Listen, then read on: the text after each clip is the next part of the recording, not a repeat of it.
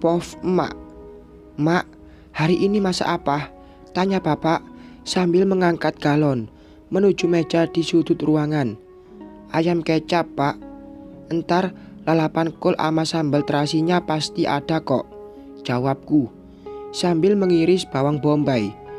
Alhamdulillah, emak tak lupa kesukaan bapak. Bapak tampak senang. Alah, bapak ini, itu makanya ada istri. Bapak tak banyak menuntut tentang menu dalam tudung saji. Asal ada kol dan sambal terasi, tanpa lauk pun tetap lahap makan nasi. Kalau di kampung, tinggal tangkap lele aja di kolam. Sesekali ke sawah, cari belut. Lah ayam, tinggal disembeli aja. Karena kami juga ternak ayam kampung. Tidak seperti di sini, semuanya serba dibeli. Batang serai saja dibeli. Lama-lama tinggal di sini bisa buat aku pusing. Dikit-dikit uang, dikit-dikit uang. Sudah 2 bulan kita di sini. Kolam dan sawah ditinggal, Mak. Bapak mulai duduk. Kan ada si Bonar, Pak. Masa itu aja khawatir? Iya, tapi di sini suntuk juga, Mak. Bapak cuma jemput dia sekolah aja. Gak ada kerjaan yang menghasilkan uang. Bapak tak suka berdiam diri. Di kampung selalu ada saja yang menghasilkan uang. Selain sawah dan kolam lele, Bapak juga sambilan buka warung kopi di dekat kolam. Tak heran kalau kami bisa membantu Sarah bayar kontrakan sebelum ia gajian. Terus Bapak maunya balik kampung. Alangkah baiknya tunggu hingga Sarah nikah dulu. Iya, Mak. Bapak mikirnya juga gitu. Tiba-tiba terdengar ponsel berdering. Pandanganku langsung beralih ke meja. Karena di sana ponsel diletakkan. Ini HP emak bunyi. Bapak langsung mengambil ponselku. Dari siapa, Pak? Sarah, Mak. Lalu Bapak memberikan ponsel padaku. Kenapa nggak Bapak jawab aja? Kan nelponnya ke ponsel emak. Sama aja toh, Pak. Udah, angkat aja, Mak. Bapak kembali duduk. Ponsel ku tempelkan ke telinga untuk menjawab panggilan masuk dari Sarah. Halo, Sarah, ucapku di ponsel. Mak, lagi sibuk? Tanya Sarah. Kamu kok ngomongnya kayak emak ini wanita karir aja? Udah deh, ada apa? Pasti ada sesuatu. Biasanya kalau Sarah ada perlu yang agak sensitif, pasti ada basa-basi dulu. Aku tahu sifat anakku itu. Mak tahu aja, hehehe. Sarah terdengar terkekeh.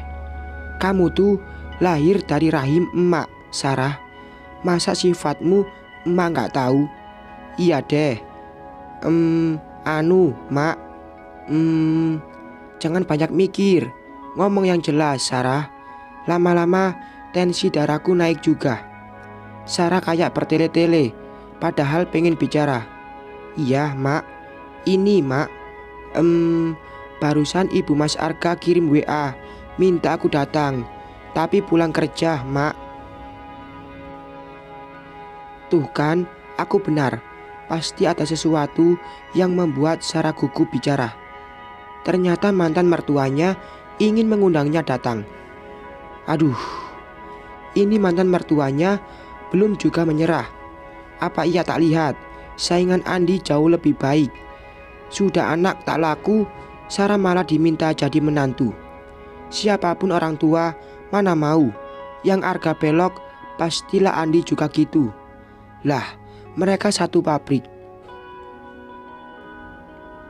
Jangan datang, larangku tegas. Tapi, Mak, Sarah nggak enak. Kamu mau jadi mantunya lagi? Suaraku mulai meninggi. Kesal saja dengar kata tak enak. Ya enggak, Mak. Terus kenapa? Ada acara nggak enak sekala? Ini karena Tia aja, Mak. Lah, Tia diperlakukan baik kok. Mak bisa lihat sendiri. Gimana Tia sama ibu? Kalau bukan mengingat Tia, sudah ku putus tali silaturahmi ini. Dulu Arga meminta Sarah baik-baik datang ke kampung. Sudah menjalani rumah tangga lebih dari 10 tahun, tiba-tiba Arga membuat hal yang memalukan. Bahkan tidak mengembalikan Sarah baik-baik. Lah ibunya tak ada kata maaf karena perbuatan putranya. Seperti kami ini, orang tua tak berharga saja. Biar kami dari kampung dan tidak berpendidikan, bukan berarti tak tahu etika. Ia boleh bangga karena pensiunan PNS, tapi kami juga bisa bangga tidak pernah menggantungkan hidup pada putranya, meskipun dulu Sarah istri Arga. Udah, kamu kerja aja, biar Mak yang urus ini. Setelah mengakhiri pembicaraan di ponsel secara sepihak, aku langsung mencuci tangan. Pak, masaknya antar aja. Emak mau ke rumah ibunya Arga. Emak mau ngapain ke sana? Bu Rina minta Sarah ke sana. Emak takutnya Sarah malah lulu nerima Andi. Udah cukup, putri kita salah pilih atau ditipu. Jangan harap bisa gitu lagi. Biar bapak antar, bapak bangkit berdiri. Bapak harus jemput dia, biar emak sendirian aja. Gimana pun juga, aku mengkhawatirkan dia. Lah, sekolahnya jauh dari sini. Ya udah, nanti bapak nyusul. Ibunya Sarah, mari masuk, ajak Bu Rina menyambutku. Apakah saya mengganggu, Bu? Ya, terpaksa basa-basi dulu. Namanya juga bertamu ke rumah orang. Enggak kok, Bu. Saya malah senang ibu datang. Tapi bapak mana? Ia melihat keluar. Tak ditemukan siapapun di sana. Bapak jemput dia sekolah, Bu. Ya, maklumlah, zaman sekarang anak perempuan gak bisa diabaikan. Aku mulai melangkah masuk. Betul itu, Bu. Apalagi dia juga cucuku. Kalau bapak gak bisa jemput, biar saya aja atau Andi yang jemput. Kami mulai duduk. Gak apa-apa, Bu. Lah bapak juga gak ada kerjaan. Berdiam di rumah pasti bosan juga. Oh gitu. Sebentar ya, Bu. Ibu Rina bangkit dari duduknya. Pasti mau buat minuman. Gak usah repot-repot, Bu. Saya cuma sebentar aja. Jawabku menahan Bu Rina agar kembali duduk. Lebih cepat lebih baik. Gak usah basa-basi, memperlama waktu. Ada apa toh, Bu? Bu Rina, kami sangat menghargai keinginan ibu meminta Sarah jadi menantu lagi. Tapi ya, namanya jodoh dan keinginan anak gak bisa dipaksakan. Maksudnya, Bu? Raut wajah Bu Rina langsung berubah. Ya mau gimana lagi? Toh semuanya harus jelas kok. Maaf sekali lagi, Bu. Sarah akan menikah dengan lelaki yang datang malam itu. Jawabku dengan nada sangat hati-hati agar ia tak tersinggung. Loh, Bu Zainab, Sarah bisa kembali ke rumah ini tanpa ada beban digunjingkan tetangga. Lagian Bu Zainab bisa lihat kalau dia sangat dekat dengan Andi. Bu, maaf sekali. Lelaki yang datang ke rumah malam itu sudah melamar Sarah. Insya Allah mereka akan segera menikah. Jelasku sekali lagi, gak perlu bertele-tele. Lah, kedatanganku ke sini saja karena terpaksa. Bu Zainab seharusnya kompromi dulu pada saya. Ini malah terima lamaran gitu aja. Nada bicara Bu Rina terdengar sumbing. Oh Tuhan, ngapain juga aku harus kompromi masalah jodoh Sarah? Lah, ia bukan siapa-siapa Sarah lagi. Bu Rina, itu tak perlu dibahas lagi. Saya minta maaf karena tak bisa menerima lamaran ibu. Tolong mengertilah. Sarah juga punya pilihan sendiri. Aku masih berusaha bernada baik. Ini pasti karena Bu Zainab tidak merestui Sarah dengan Andi. Lah selama ini Andi dan Sarah akur-akur aja, tidak ada masalah. Bahkan jauh sebelum masa iddah Sarah selesai, saya sudah bicara dengan Sarah dan Bapak tentang perjodohan ini. Tapi kenapa ibu tidak menyetujui? Seolah ibulah yang mau nikah. Dek, ucapan apa ini? Ia bilang aku yang menolak karena seolah akulah yang mau nikah.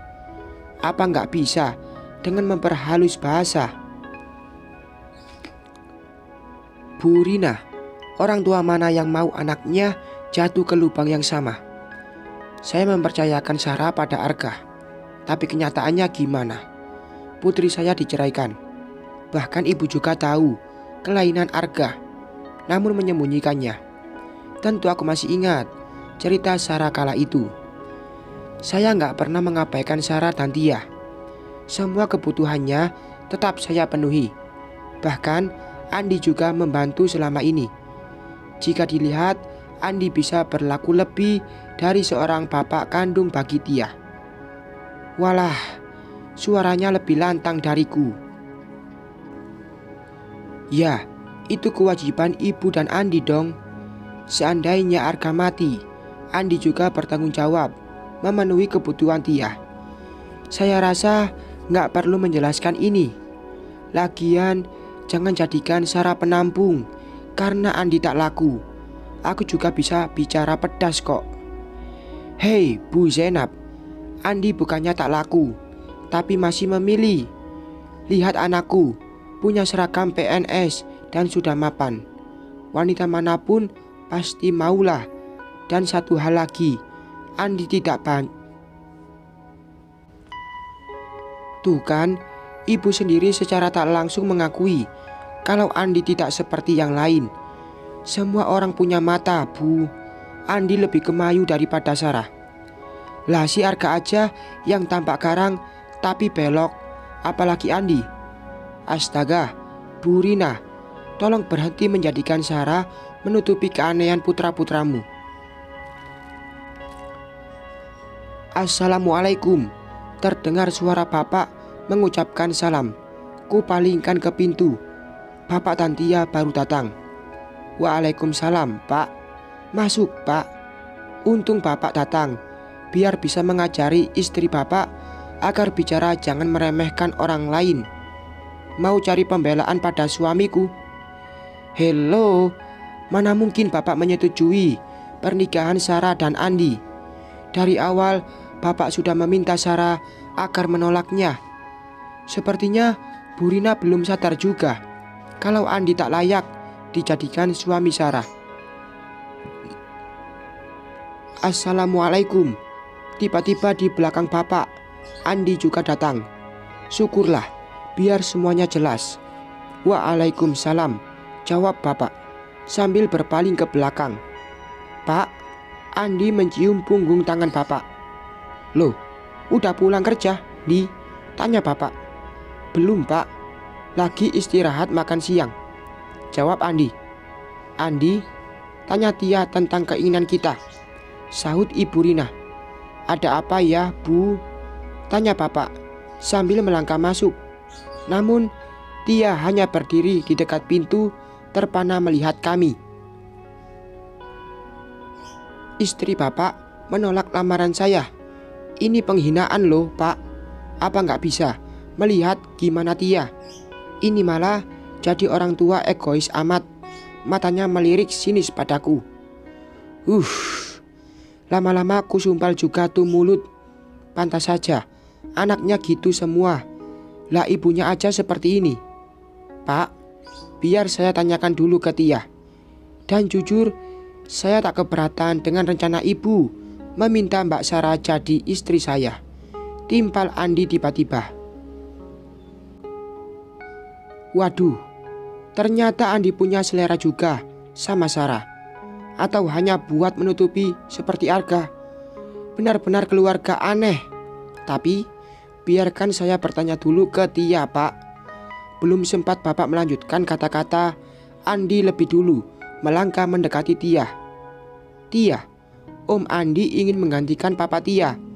Om Andi sayang sekali sama Tia, ujar Andi pada Tia. Apa, Om? Tia tampak kebingungan. Mau nggak jika Om Andi jadi papa Tia? Tanya Andi memperjelas. Kok malah minta izin ke Tia yang nikah Sarah, bukan anaknya. Kalau dilihat, Tia sangat dekat dengan Bu Rina dan Andi. Bahkan kedekatan mereka melebihi kedekatan Tia padaku. Yah, tak salah juga sih, karena Tia dari kecil bersama mereka. Bersambung.